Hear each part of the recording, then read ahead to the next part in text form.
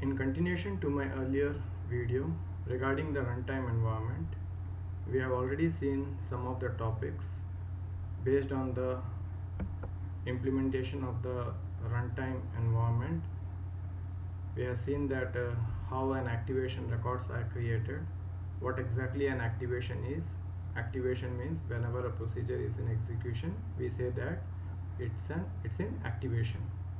We have also seen the concept of runtime memory, that how it is going to be organized. We have seen that code used to be there, used to have a static data that has been determined at the compile time itself, and that is going to be fixed. You have a stack and the heap. These are the area that is managed at runtime during the execution of a procedures whenever it is being called. Apart from that, we have also seen that what was a name binding, what's an environment and the states, what exactly a control stack is. We have seen the activation trees, that how an activation tree is created. Now in continuation to the same topic that we have already seen in the earlier videos, today we are going to see the storage allocation strategies. So coming to the storage allocation strategies, how exactly we place it. It is used in the three data areas that we have seen it, that is the static data area, the heap and the stack. Static area, data area, just now what I have told, that it's going to be the area that is determined at the compile time itself. Some of the data objects that can be identified, they are placed in that static data part. Whereas we have a stack and the heap that is going to be increasing or decreasing based on the procedures that is coming on activation. The static allocation lays out the storage for all data objects at compile time. As I just now I have told it, the static allocation manages the stack allocation manages the runtime storage as a stack, and the heap allocation, it allocates and deallocates the storage as needed at runtime from a data area that is generally known as a heap. A static allocation, if you are going to see it first, the statically allocated names are bound to relocatable storage at compile time. The storage bindings, already we have seen what exactly our bindings are. The storage bindings of statically allocated names never change. If I suppose we have seen with an example of pi, so if the pi is going to have some value, obviously the location where that pi is going to be stored, it's not going to change it. The compiler uses the type of a name retrieved from the symbol table to determine that what exactly the storage size is required. The required number of bytes is set aside for that name. The relocatable address of the storage is fixed at the compile time. However, there are some limitations that go with the static allocations. The first, the size of the data object and the constraints on its position in memory must be known at the compile time.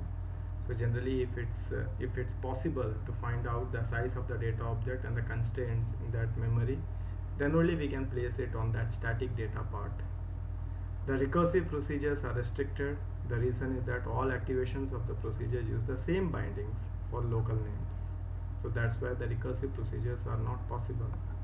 The data structures cannot be created dynamically, since there is no mechanism for the storage allocation at runtime, because it's going to be a static and that is going to be identified at a compile time itself.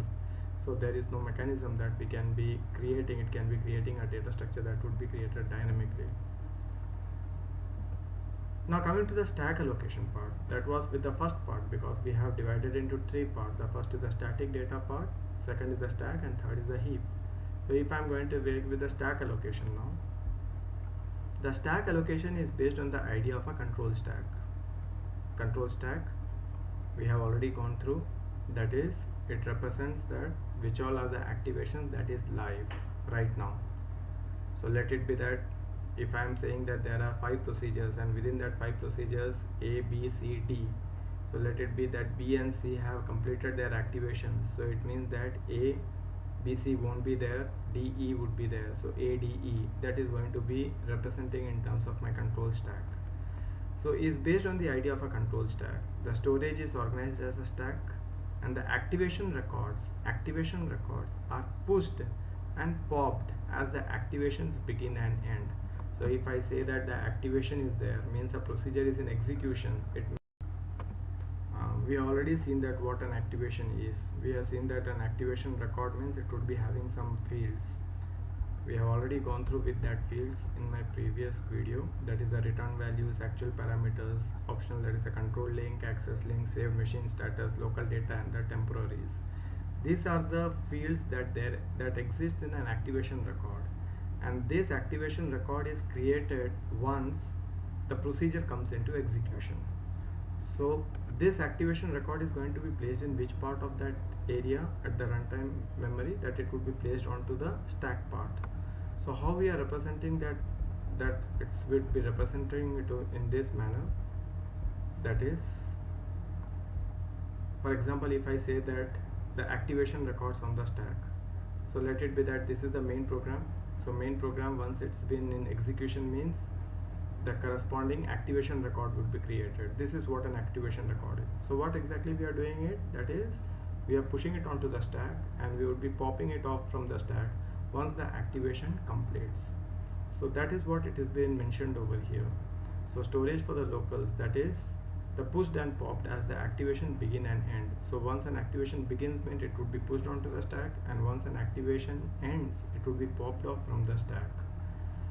The storage for the locals, local variable, that too it's mentioned onto the activation record fields itself. The storage for the locals in each call of a procedure is contained in the activation record for that call. Obviously that is there as part of the field itself, that is the local data and the temporaries. Thus locals are bound to a fresh storage in each activation. Yes, because a new activation record is pushed onto the stack when a call is made. So whenever a call is made means an activation record would be pushed onto the stack. Furthermore, the values of the locals are deleted when the activation ends. That is, the values are lost because the storage for locals disappear when the activation record is popped. So I hope that now somewhat it may be clear that what exactly an activation record is and how it has been pushed and popped from the stack. So let us go with the same example that we have seen in the earlier, that is the quicksort program. So if I am going to take with the quicksort, that is the main. So main is going to be, means once the program comes into an execution means this would be the first of the procedure that would be in execution. So that is going to be the S. Now this S is going to call another procedure, that is a read array, So this is going to be a solid line representation. This is what it represents a control stack.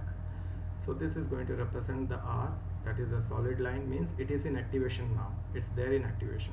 So what we have done it, we have pushed the activation record for R. This exactly represents the activation record for the R.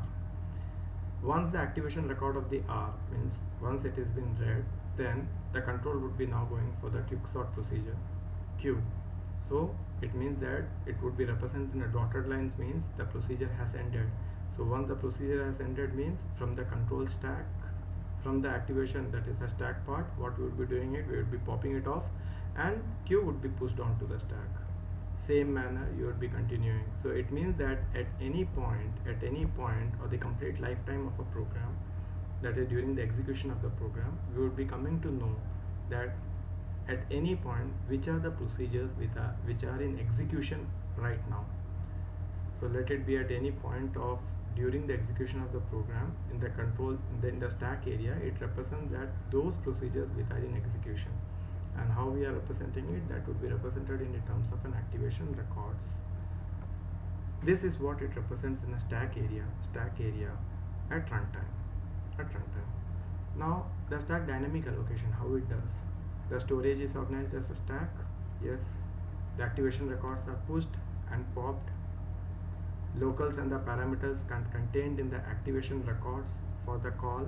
Yes, this means locals are bound to fresh storage on every call. Already we had discussed that once it has been there, once the activation record is popped off, it would be deleted. We just need a stack top pointer. So we need a stack top pointer.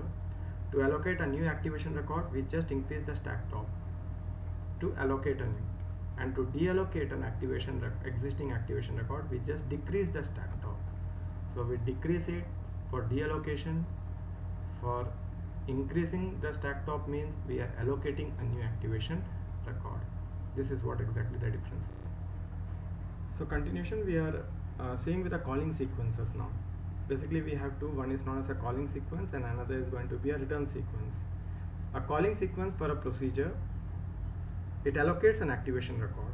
So calling sequence means it's going to allocate an activation record, whereas a return sequence means it restores the machine status to allow the execution of the calling procedure to continue. So if it's going to be an A that is going to call a procedure B, means A is going to allocate an activation record for B, and after B completes its execution, the control would be given back to A. Now how it executes in terms of a stack area, that would be represented in terms of a calling sequences and the return sequences. So we are having two terms associated over here. One is known as a caller and the second one is known as a callee. The caller, it evaluates the actual parameters and places them into an activation record of the callee, whereas a caller stores a return address and the old value of the stack top in the callee's activation record. Why I need to store that return address and the old value for the stack top?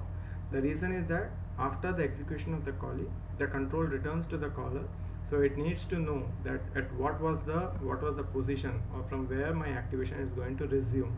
For that information it's going to be given to the callee. That we have already seen it, that is based on allocation and the deallocation of the stack top values, that is increasing the stack top when to allocate and decreasing the stack top value when we are deallocating it. The caller increments the stack top to the beginning of the temporaries and the locals for the callee. The caller branches to the code for the callee. The callee saves all needed register values and the status, and the callee initializes its locals and begins its execution.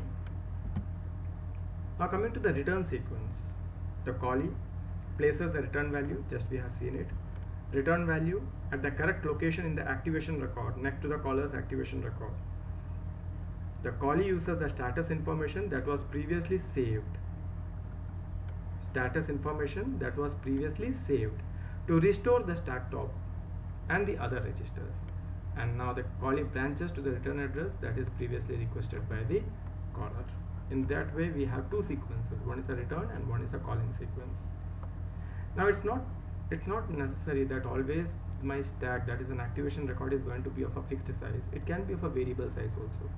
It can support. How it's going to support is that we can represent it in terms of an activation record below to the same activation record of the callee itself. And how we are representing it? By the help of the pointers. For example, if I am going to take it, this is one of an activation record, this is another activation record, this is the variable size data that we are going to place it. You may see that it's going to be represented by the pointers, the saved link and the machine status that is going to be given to the callee, that how we are going to represent it. This is how we represent the entire storage allocation strategies. So we have seen in this video, that is how the static data is going to be stored, that is determined at the compile time itself. Only to some of the data objects it can be done. There are some constraints.